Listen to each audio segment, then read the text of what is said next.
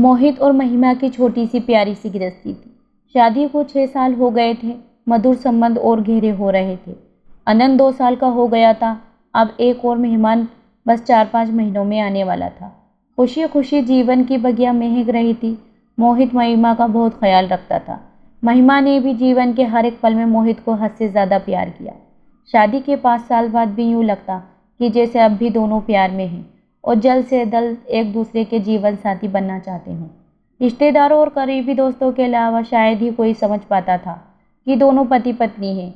हाँ, अनंत के कारण भले ही अंदाज़ा लगा लेते थे, वरना नहीं। यूँ तो मोहित और महिमा की शादी अरेंज मैरिज की तरह हुई, मगर सच यही था कि दोनों एक दूसरे को शादी से 3 वर्ष पहले से जानते थे और एक दूसरे को पसंद करते थे।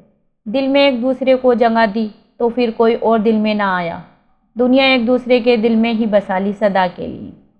सबके लिए एक नियत वक्त आता है और इन दोनों के जीवन में भी वो नियत खूबसूरत वक्त आया जब माता पिता समाज ने इन्हें पति पत्नी के बंधन में बांध दिया। जीवन आगे बढ़ा और प्यार भी। मोहित और महिमा के बीच हर तरह की बात होती। अमूमन पति पत्नी बनने के बाद ज़्यादातर जोड़ों के बीच बहुत सारी बातें ख़त्म हो जाती हैं। मसलन राजनीति, खेलकूद, देश दुनिया, साइंस, करियर, हंसी मजाक आदि। पर इनके बीच सब कुछ पहले जैसा था।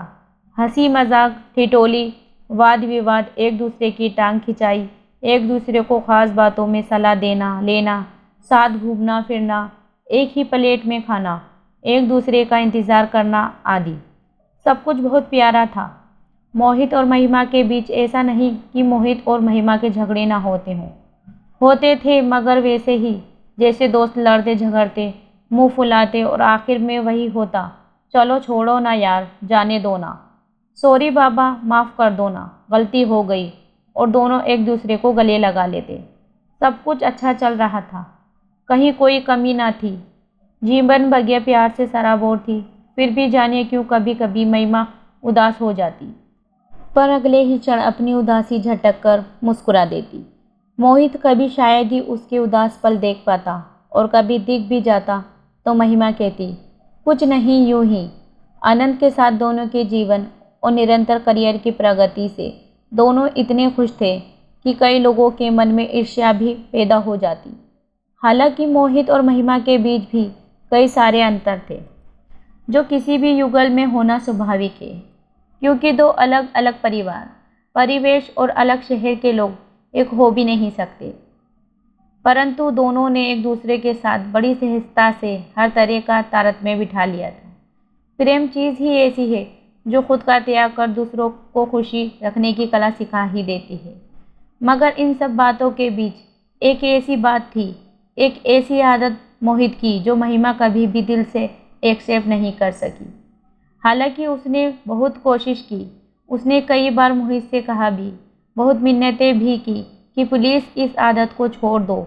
ये हमारी प्यारी गृहस्थी, हमारे रिश्ते, हमारे आघात प्यार के बीच एक दाग है। कहते कहते तो अब 6 साल बीतने को थे।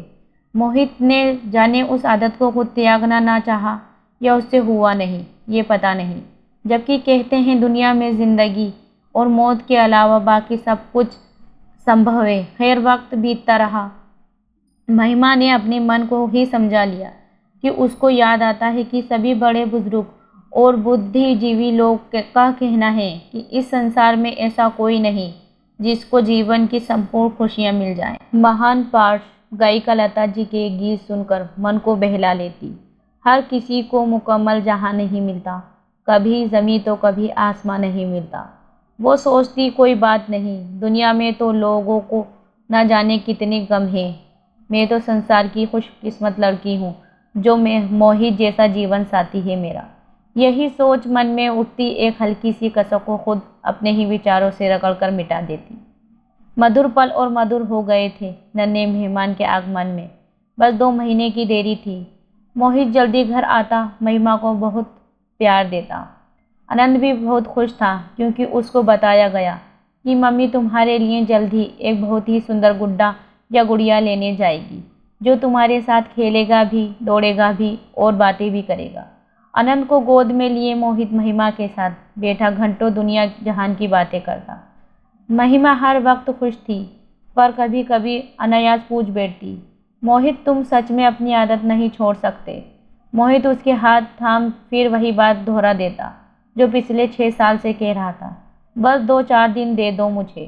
सच कहता हूँ, इस बार पक्का तुम्हें शिकायतों का मौका नहीं दूंगा। महिमा कसक भरी मुस्कान के साथ सर हिला देती, ओके प्लीज़, इस बार ज़रूर। मोहित प्यार से महिमा के माथे को चूम लेता, कभी गालों पर थपकी देकर कहता, इस बार पक्का प्रॉमिस। बात फिर ख़त्म हो जाती। एक शाम अचानक महिमा का दिल बहुत किया कि आज आइसक्रीम खाने चलते हैं। वैसे भी 2-3 महीने से कहीं बाहर नहीं निकली थी। मोहित ने कहा मैं घर पर ही ले आता हूँ। महिमा नहीं मानी। तीनों तैयार होकर आइसक्रीम पार्लर चले गए। आइसक्रीम खाते हुए बहुत खुश थे तीनों। होनी कुछ और ही लिखी गई थी, जिसका समय नज़दीक था। तीनों घर वापस आए। आनंद तो खेल कूद कर निढाल होकर आते ही सो गया। महिमा के दिल में आज फिर एक सोई हुई ख्वाहिश जगी। उसने मोहित का हाथ पकड़कर अपनी ओर प्यार से खींचते हुए कहा, मोहित सुनो ना, एक बात, इधर आओ तो ज़रा। पर मोहित ने पुरानी आदत के अनुसार हाथ छुड़ाते हुए कहा, रुको महिमा, बस 5 मिनट, मैं अभी आया, बस अभी तुम्हारे ही पास आकर बैठता हूँ। कहकर मोहित बालकनी में चला गया और सिगरेट पीने लगा। अचानक ही महिमा की तेज चीख सुनकर मोहित दौड़ा। महिमा वॉशरूम में लहूलुहान पड़ी थी।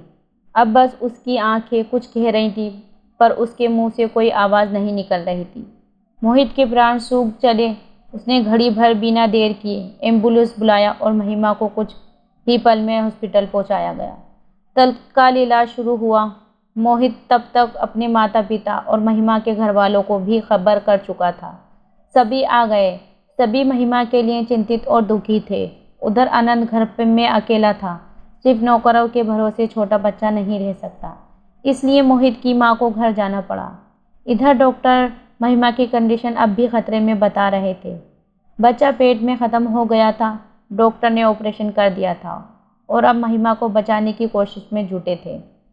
थोड़ी देर में आनंद को लेकर माँ हॉस्पिटल आई। माँ ने मोहित के हाथ में एक पेपर देते हुए कहा, ये तकिए के नीचे रखा था, शायद आनंद के हाथ में खेलते हुए आ गया। कोई ज़रूरी चीज़ हो, शायद मैं सोच में देते आई। माँ पढ़ना नहीं जानती थी, सो मोहित पढ़ने लगा। उसने पहचान लिया कि ये महिमा की लिखावट थी और जगह जगह सियाही ऐसे बिखरे हुए थी कि लग रहा था उसने रोते रोते ही ये सब लिखा है। अरे ये तो अभी शाम को लिखा है उसने, क्योंकि महिमा की आदत सभी जानते हैं। वो कुछ भी लिखती है तो उसमें अपने साइन करके नीचे तारीख और समय भी लिखती है। मतलब कि जब मोहित थोड़ी देर के लिए सिगरेट पीने बालकनी में गया था, तभी महिमा ने ये लिखा था। मोहित पढ़ने लगा। पता है मोहित, जब प्यार में हम दोनों सराबोर थे, जब हम पहली बार अपने दिल की बात एक दूसरे से कहने को मिले थे, जो शायद हमारी प्यार की पहली ही शाम थी। उस दिन हमने समंदर किनारे बने उस कॉफ़ी होम में समंदर की लहरों को साक्षी करके एक दूसरे से पूछा था कि हम एक दूसरे को ऐसा क्या दे सकते हैं जो सच में बहुत नायाब हो। मैंने कहा, पहले आप कहो मोहित। याद है मोहित, आपने क्या कहा था? आपको तो शायद याद ही नहीं, लेकिन मैं एक पल भी नहीं भूली। आप ही ने कहा था मोहित कि मैं तुम्हारे सांसों से अपनी सांसों को जोड़ना चाहता हूँ। बोल लो, दोगी मुझे ये तोहफा? मैंने आपकी आंखों में प्यार की सच्चाई देखी थी। उस एक पल में मैंने आपके साथ अपना पूरा जीवन देख लिया था। ऐसा तोहफा आप मांगेंगे ये कल्पना तो नहीं की थी, लेकिन आपकी इस ख्वाहिश ने ही मुझे भी ये ख्वाहिश दे दी कि मैं आपकी ये इच्छा ज़रूर पूरी कर दूं।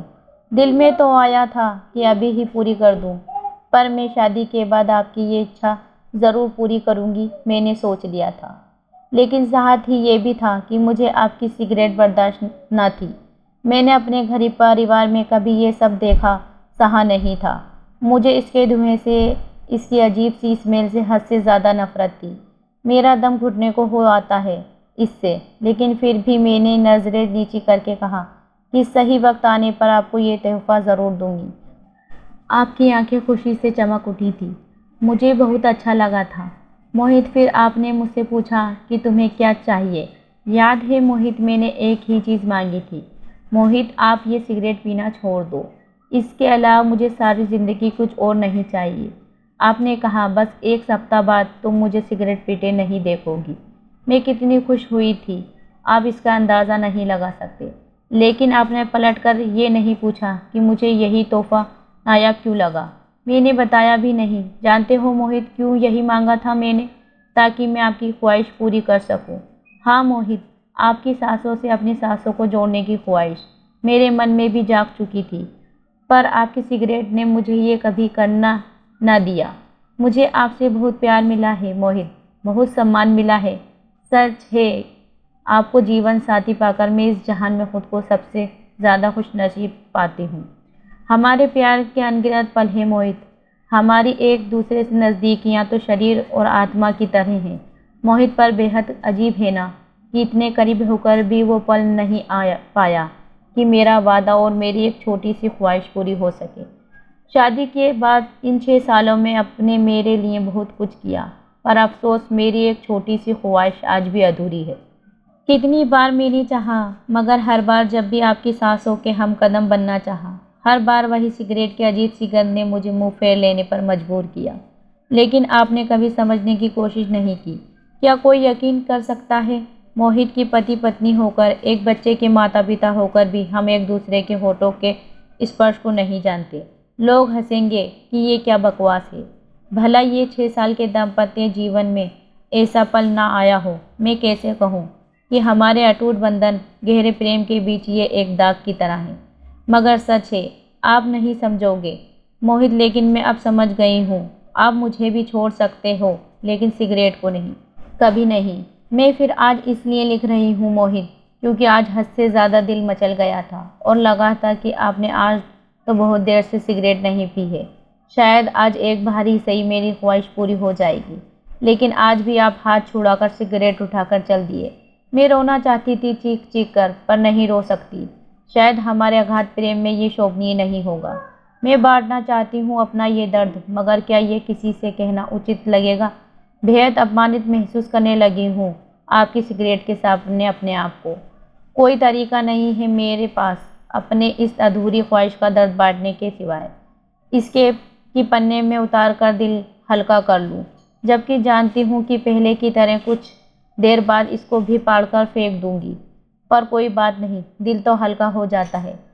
I love you Mohit, love you always. पढ़ते पढ़ते मोहित बेहिसाब आंसुओं में डूब गया। उसे आज एहसास हुआ उसके सिगरेट के लत के कारण क्या से क्या हो गया। उसके मन में सारे घटनाक्रम प्रत्यक्ष हो उठे। मोहित के सिगरेट लेकर चले जाने के कारण महिमा को आज बहुत ज़्यादा बुरा लगा। उसके आंखों से आंसू छलक आए। उसने पेपर पेन उठाया और अपने मन की सारी बात उस कागज पे उड़ेल कर अपने मन को हल्का कर लिया। जब तक मोहित सिगरेट ख़त्म करके कमरे में वापस आने वाला था, महिमा का चेहरा आंसुओं से भीग गया था।